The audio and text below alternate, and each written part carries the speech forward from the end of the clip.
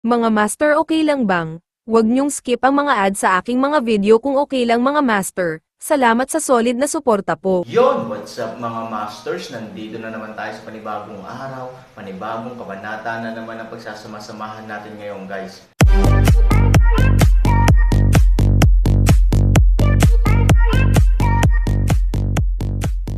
Bali mga masters, kung bago ka pa lang po sa aking YouTube channel, please click the subscribe button, lalong-lalo na po yung notification bell guys, para maging connected pa rin tayo sa isa't isa at maging updated kayo sa mga susunod ko pang video. Bali mga masters, bago natin umpisahan ng kwento ay mag-shoutout po muna tayo para sa mga solid nating tagapakinig. Shoutout kay Jeps, shoutout kay Ponsya. Yun na nga mga masters, no? Bali hindi na ito patagalin. In 3, 2, 1, let's go! Bahagyang kumunat ang noo ni Hyjin at nalilitong tanong, Leader, ano pa ba ang nangyayari? Mahinang ngumiti si Han Sanchen, pagkatapos ng hapunan, pumunta ka sa kwarto ko para hanapin ako, malalaman mo pagdating ng panahon. Malinaw naman, kung gusto ni Hyjin na pamahalaan ang bagong hukbong ito, tiyak na kakailanganin niya ng susi para makinig sa kanya ang mga taong iyon. Kahit sa isang tiyak na pananaw, si Han Sanchen mismo ay nangangailangan din ng susi na ito. Ang susi na ito ay napakasimple, ito ay talagang nakakalason na dugo. Ang grupong iyon ng mga tao ay sumunod sa kanya upang maghimagsik, kung tutuusin, nalasan kasi sila kaya akala nila kakaunti lang ang panahon at wala na silang choice bago magrebelde. Lahat sila ay nagsisikap na iligtas ang kanilang mga buhay, natural, kahit sinundan nila si Han Sanchen, makikinig lang sila sa kung sino man ang makakaligtas sa kanilang buhay. Kung hindi, ang lahat ay walang kabuluhan. Naiintindihan naman ng subordinate ko. Tumanggo si Han Sanchen at tumingin sa peklat, mula ngayon, ikaw na ni Hyjin ang mamamahala sa ating dalawang tropa, isa para sa opensa at isa para sa depensa, kaligtasan man ng Yetian City o kailangan kita sa ibang lugar sa hinaharap, ikaw ang kaliwat ka ng kamay ko o kaliwat ka ng binti. I hope both of you can make it this far and help me, naiintindihan mo ba? Nagkatinginan si Hyjin at Daoskar at nagmamadaling sinabi, magpahinga ka lang, pinuno ng alyansa, gagawin namin ang aming makakaya at hinding-hindi namin pababayaan ang tiwala ng pinuno ng alyansa sa amin. Okay, tumanggo si Han Sanchen, sa wakas, ikaw na, prinsesa. Tumingin si Han Sanchen kay Luo Yinger. Bahagyang nagulat si Luo Yinger, malamang na hindi niya pinangarap na tatawagan siya ni Han Sanchen sa kritikal na sandaling ito. She was just a prostitute, and she really didn't expect that she could be an any use to Han Sanchen.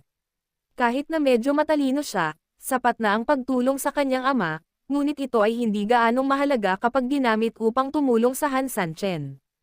Total, akala ni Luo Yinger ay hindi niya maikukumpara sa utak ni Han Sanchen. I wonder what Mr. Han need Luo Yinger to do, magalang na tanong ni Luo Yinger. Marahan na ngumiti si Han Sanchen, ang lungsod ng Yetian ay unti-unting magiging mas at mas maunlad, na nangangahulugan din na ang matandang Panginoon ng lungsod ay magiging mas abala at mas abala sa hinaharap, ngunit narinig mo rin na ang lungsod ng Yetian ngayon ay hindi lamang lalawak sa laki, kundi pati na rin ang auksyon na ang negosyo ay tataas ng husto, at ang pinakamahalaga ay ang tatlong pangunahing pamilya ay ilalagay din ang kanilang negosyo sa panig natin. Sa makatuwid, malaki ang posibilidad na ang matandang Panginoon ng lungsod ay wala nang magagawa pa sa hinaharap. Sana matulungan mo ang Old City Lord. Kahit na ang tatlong pangunahing pamilya ay naisip kung paano ayusin ang mga papasok na tropa, binigay pa nga nila ang sarili nilang lugar para pwesto. Gayunpaman, sa negosyo, kailangan pa rin ni Han Sanchen na magdagdag ng isa pang humihigpit na sumpa. Sa madaling salita, dapat may mag-aalaga sa kanilang tatlo. Mula sa isang tiyak na pananaw, ang pamilyang Zhou ang pinakamalaki sa tatlong pamilya. Natural, ito ay pinakaangkop para sa Zhou Yung upang maging ang negosyo talker. Pero sayang ang dala ni Zhou Yung sa pamilyang Cao. Anong klaseng pamilya ang pamilyang Cao? Anino ito ng pamilyang Zhou? Sa makatuwid, sa ilalim ng gayong mga kalagayan, kung ang pamilyang Zhou ay kailangan pa rin gumawa ng desisyon sa mga tuntunin ng negosyo, kung gayon ang mga bagay na ibibigay ng Han Sanchen ay maaaring labis. Kung ang pamilyang Zhou ay may anumang lihim na motibo, ang pamilyang Zhou ay maaaring humawak ng kapangyarihan habang ang pamilya ng Cao ay lihim na katulong, at ang sitwasyon ay magiging lubhang nakakatakot.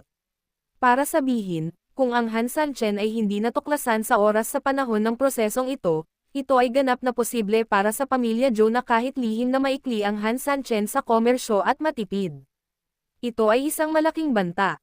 Ngayon, maaaring hindi kapos sa pera si Han Sanchen, at malalampasan niya ang mga paghihirap ng ligtas kung may gagawin ang pamilyang Zhou sa kanyang sarili. Gayunpaman, sa hinaharap, parami ng parami ang mga tauhan ng Han Sanchen. Sa oras na iyon, kailangan ng Han Sanchen ng maraming pera upang suportahan ang paggasta ng militar at ang malaking operasyon ng lungsod. Kung ito ay walang laman, ito ay karaniwang katumbas ng pag-anunsyo ng utos ng kamatayan ni Han Sanchen na putulin ang kanyang mga kamay at paa. Siyempre, hindi kayang bigyan ng pagkakataon ni Han Sanchen ang iba ng ganito.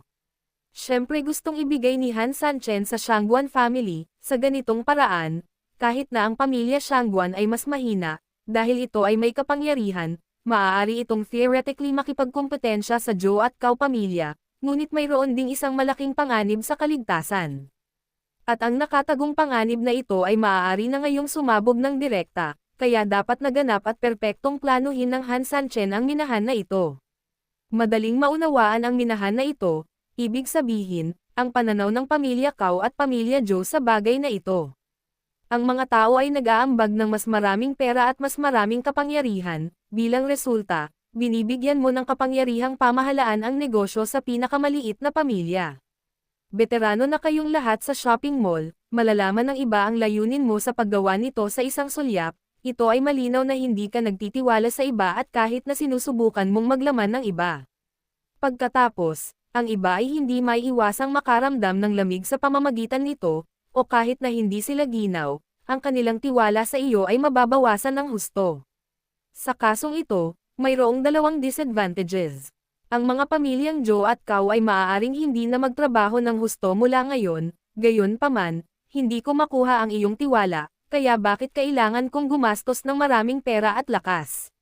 Bakit hindi na lang ako gumastos ng pera at magpakitang gilas sa'yo?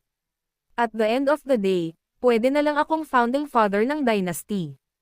I can also reward based on merit, right?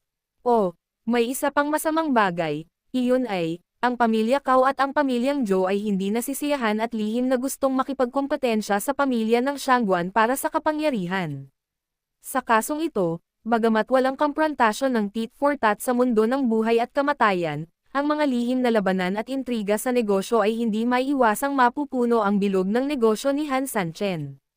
Ano ang gagawin pagkatapos? Bahala ka na, ang iba ay gumagamit ng komersyal na paraan, at maraming bagay ang hindi masasabi ng lantaran, not to mention na kailangan mo pa ng ebidensya para matalo ang kalaban hanggang mamatay. Kahit diretso mong sabihin, hindi ka makakahanap ng mali sa iba. Ano man ang mangyari, lulunukin ng ahas ang elepante, at ang panloob na karamdaman ay magiging napakalubha, na seryosong makakaapekto sa sarili nitong pagunlad.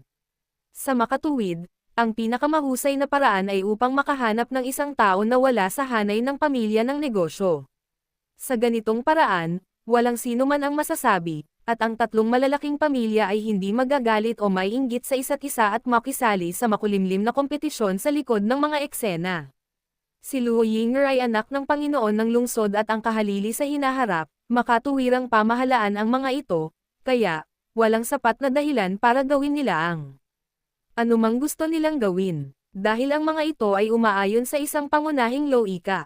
At the same time, may isa pang advantage, ito man lang ay nagbibigay kay Luo Jin ng higit na motibasyon, na ipinapalam sa kanya na sa pamamagitan ng pagsunod kay Han Sanchen, hindi lamang ang kanyang posisyon bilang Panginoon ng lungsod ay hindi masisira, ngunit ang iba ay maaari ring magbigay sa kanila ng sapat na mga pagkakataon at kinabukasan. Ito ay simula pa lamang, at ang iyong anak na babae ay napromote na sa isang mataas na posisyon, ito ay natural na napakalinaw, at siya ay natural na napakasaya at walang mga kinakailangan. Sa malaot madali, sasalakayin ng kaaway ang Yetian City. Kailangan ni Han Sanchen ang suporta at lubos na katapatan ng pamilya Luo sa kanya, kaya't napakahalagang pumatay ng 2 ibon gamit ang isang bato. Napakatalino ng prinsesa. I believe that under your control, the business of the 3 major families will be very effective, convenient and full of hope, What do you think of the three major families? Nagkatinginan ang mag-ama ni Joyong, Cao Shen at Shangguan, may pag-aatubili man sa kanilang mga puso sa mga oras na ito, tanging ngiti at tango lang ang kanilang nagawa. Tama ka. The princess is the daughter of the Lord of Luo City. She will take over Yetian City sooner or later, kaya walang masama kung tumulong muna sa pamamahala ng business affairs. Ang pamilya Shangguan ay matatag din na sumusuporta sa jurisdiction ng prinsesa sa negosyo, at mas marami pang sumusuporta sa desisyon ni Mr. Han. Walang sino man sa tatlong pamilya ang nangahas na sabihin na mayroon silang anumang kawalang kasiyahan, sa kabaligtaran, sinubukan nila ang kanilang makakaya na pasayahin si Han Sanchen at ang pamilyang Luo hanggat maaari. Pagkatapos ng lahat, dahil walang dahilan para sa kanyang pamilya na pamahalaan ang negosyo, ito ay lubhang kailangan para sa taong pipiliin ni Han Sanchen na pasayahin at pabor. From now on, the more we cooperate, the more we need each other. Thank you for your support. Originally, I really didn't want to agree, because in front of all the big families, I am not smart enough to guide the three big families, but, ayaw naming suwayan ang utos ni Mr. Han, kaya, pumayag si Luo Yinger sa bagay na ito. Ngumiti si Han Sanchen at sobrang nasiyahan, ngayon from war to business, basically lahat ng dapat ayusin ay naayos na. Masasabing handa na ang lahat, ang kailangan lang natin ay hanging silangan. Ngayon, ang natitira na lang ay si Dongfeng. I think I should personally urge this Dongfeng to come as soon as possible, someone. Umiiral. Sundin mo ang utos ko. Magpadala ka agad ng liham sa pamilya Pei kasama ang aking utos, na humihiling sa kanila na humanap ng paraan upang mapakilos ang ilang mga elite sa lalong madaling panahon upang tumulong na bantayan ang Yetian City. Oo, bilang karagdagan, sinabi sa kanila ng liham na ang mga taong ipinadala ay hindi dapat gumawa ng anumang pagkukunwari at hayagang lumapit sa akin, kahit na pinapalo ang mga gang at tambol sa daan.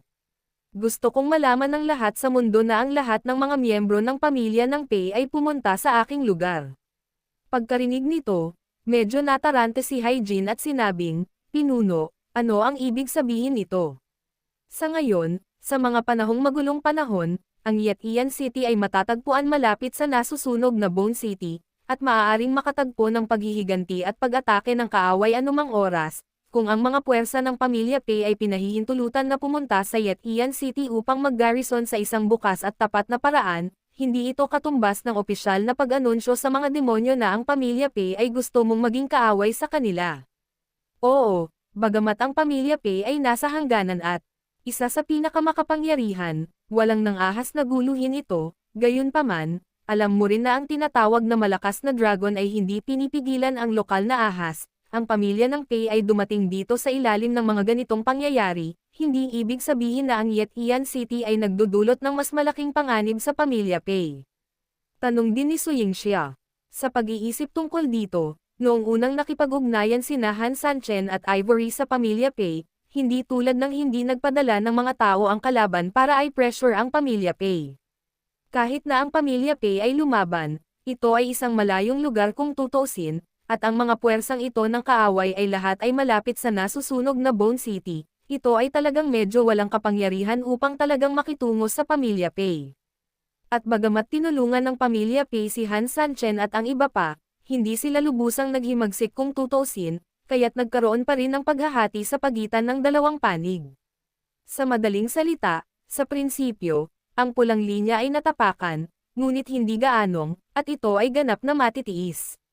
Ngunit kung ang pamilya ng Pei ay pinahihintulutan na lumabas ng hayagan at itaguyod ito sa isang lugar na napakalapit sa gitnang lungsod tulad ng Yetian City, ang kahulugan ay magiging ganap na naiiba.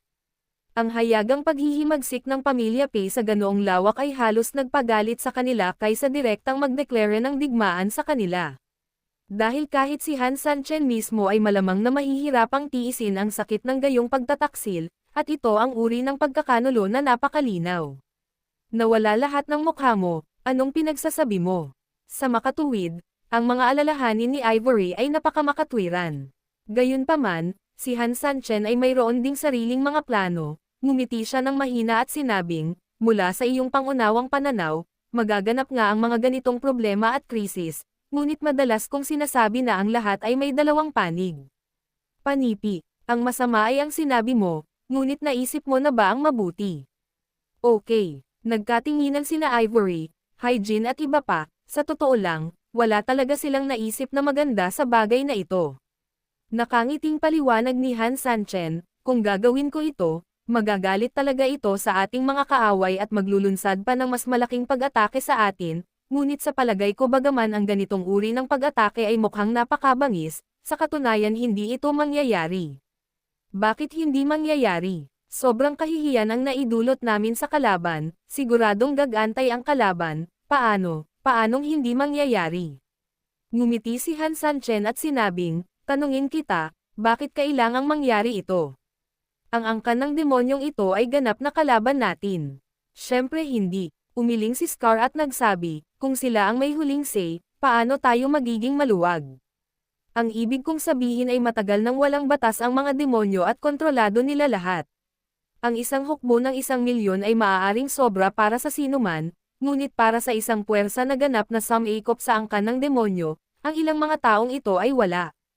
Ngumiti si Han Sanchen at nagsabi, makinig, ngayon kahit na ang aming peklat ay nagsimulang matutong magsuri, at dapat kong aminin na ang kanyang pagsusuri ay tama. Leader, what do you mean? Pagkarinig sa sinabi ni Han Sanchen, parang may iniisip ang matalinong Hyjin. Bagamat walang sinabi si Su Yingxia, base sa kanyang pagsimangot, halatang seryoso rin niyang iniisip ang iba pang kahulugan ng mga salita ni Han Sanchen. Biglang lumuwag ang pagkunot ng noo ni Ivory, at pagkatapos ay hindi niya maiwasang mapangiti, I think I know what 3,000 means.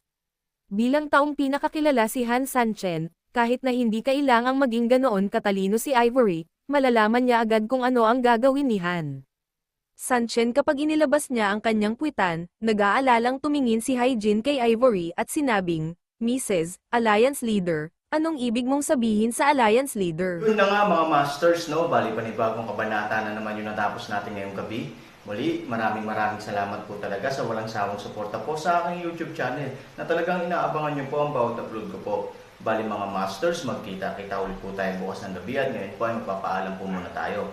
Bali mga masters, bye-bye!